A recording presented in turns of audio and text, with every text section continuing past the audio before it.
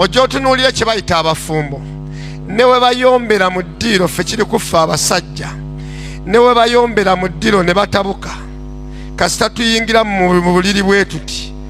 akasusuko ne kankoonako bwe kati omukulu n'agolokoka nti mpulidde ekikkoonyeeko.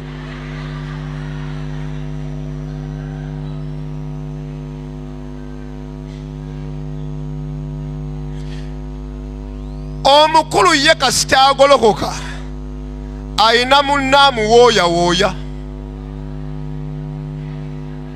Munnyenyezeeko munno mugambo ojja biwulira. Mujja biwulira naawe atayagala biwulira mukwano ojja kwekaaga okole ki obiwulire era naawe bakuli okumpi bakonde kokola ku neighbour omugambe eneno batugamba naye nga mugamba mutya. Leero Mbaletedde Kojja Kojja pasta view badde bano bakojja bo bajja tujamu omulamwa musaaga baddiya omulamwa gwo mujja guvaamu era nga n'olunaku lwaleero anko Kojja pasta azze okubanga era ayogera naawe omufumbo leero tayawudde oba mukyalo oba mwami azze okubulira by'olina okukola by'olina okutuukiriza ng'omukyala by'olina okutuukiriza ng'omwami for as long as amaka geetaagisa. Okitegedde nga tolina kwekwasa era nga tolina nawe ogenda kuwawa. Zabagambye vidiyo ezimu mba njagala nezibaterayo buteesi naye kale munzikirize njibawe mubeerenga nammwe mwerabirako. Pastor Buyungo Joseph ka message kabaleetedde olunaku lwaleero era munzikirize mbasiibule. Ojja otunuulira kye bayita abafumbo ne we bayombera mu ddiiro ffe kiri kufa abasajja ne we bayombera mu ddiiro ne batabuka kasita tuyingira mu buliri bwe tuti akasusuko ne kankoonako bwe kati omukulu n'agolokoka nti mpulidde ekikkoonyeeko.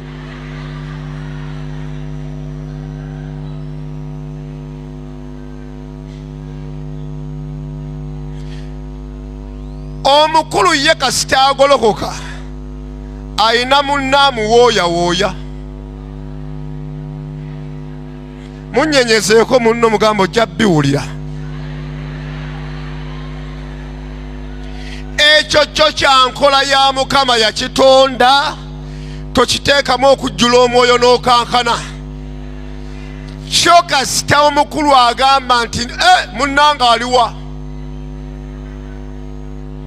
Kati obuzibu we buva mukyala kaffe abadde akyogerako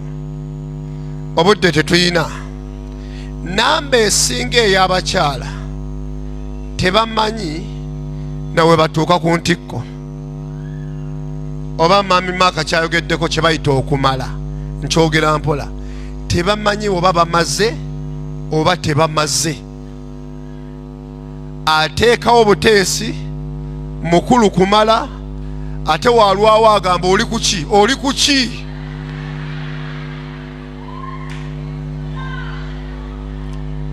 Kati obuzibu obuliwo buli bwe buti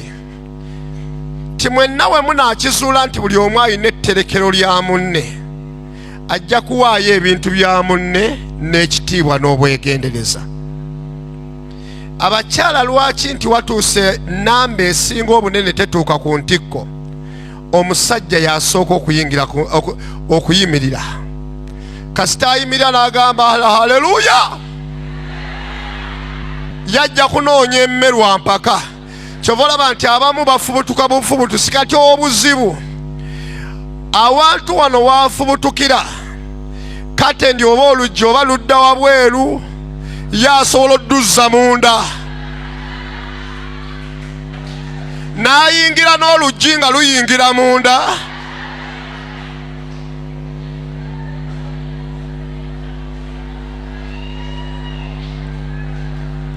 Kati ate ekyo tekiriiko oba ggwanga oba ki oli kasita akuba saluti anoonya munne wamugambira emme awummule. Omanyi oyina agateeteeyi gano agateeteeyi ge gava eno mu kugula ennyaanya ge gafumba enva ate ge galine mu kisenge. Oba toyina gagula bugoye bwa mu kisenge musumba bande bayatuwadde ekyokuyigako balina kombati yaabwe yunifoomu yaabwe aleluya eyo oli oligino kasita omala bonna mu baana oba mulabye tv biki byonna engoye ez'oku mulimu engoye ez'okuweereza ezaki zonna ziseeri odde mu ngoye zino ezammwe ez'obutonde mukama ze yakola atya ze yabawa mwetale kibeere nga kikuyamba yeebazibwe yesu kyensembya nakyo kiri ku bulamu bwange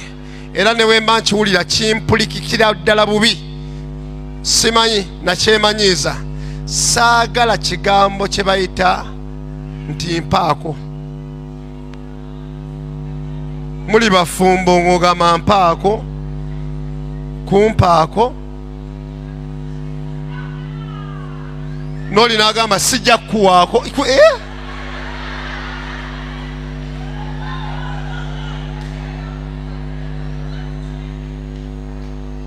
mwenna buli omu alina kyafuna mu munne ate mwenna buli omu aterese kya munne bakolinso kye twasookeddeko eri nti tofuga mubiri gwo wabula mwami wo yagufuga n'ogw'omwami mukyala yagufuga kati okuddawo nga musumba guno wagambye nti otunda na kitunde omulumya na mulumya abakyala abasinga balina obuzibu buno n'abasajja abamu nga ekyo bakifuula punishment ku bannaabwe tamukuba muggo tamukola kintu kyonna naye yamuteeka mu kasenga k'omulumya mu paati eyo nti simuwa ekyo kankikubuulire nga nva waggulu lwe lunaku lw'orisiivinga ekikolimo ky'omu maka kireeta bwavu kikuba mukisa naye we kiva awo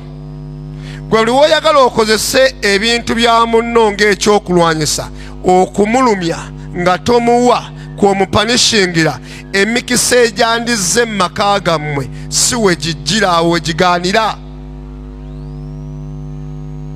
mukama atuwadde omukisa mu bufumbo bwaffe naye paati gye nasooka okutegeera mu bufumbo eyo eriya ya bufumbo kugitereeza ti ne wenkoowa ntya munnanga nina okumanya nti saaviisi zayino zifuna zonna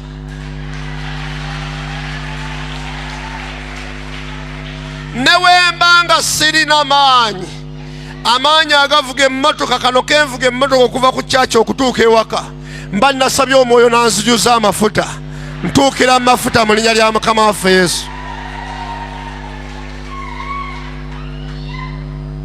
omukyalo owange ne bwakoowa atya bebimukoyezza si byebyange ne bwakoowa atya alina okufuna amaanyi kituyambye okutambulira mu bufumbo bwaffe n'essanyu ate kituyambye otulabya omukisa mu bufumbo bwaffe namugamba tonsaasiranga okukoowa mu eriya eyo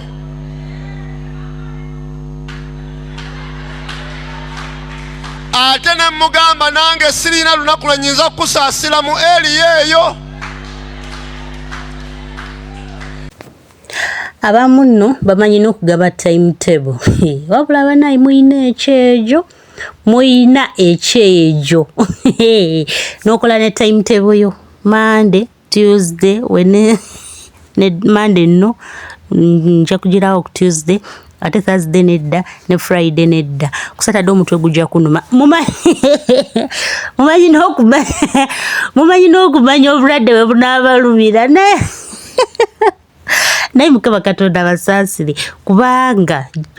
wagenda okuva gy'ovudde okujja gy'oze ng'omanyi bulungi ebigenda obbeerayo mukwano gwange kyogamba ewamwe teyali matooke omuceere tegwaliyo wali okoya akawunga mukwano alina amatu akola eki awulire omwoyo kyakola ki awo nze wenkomye bagamba abuulira omukulu kati mmwe njogera n'abantu bakulu era kyensuubira nti mukitegedde munzikirize mbasiibulire wano n'olunaku olwaleero eyo yabadde Pastor Buyungo Joseph CEO for Gym kale katonda bankuumire mbeere bulungi mweraba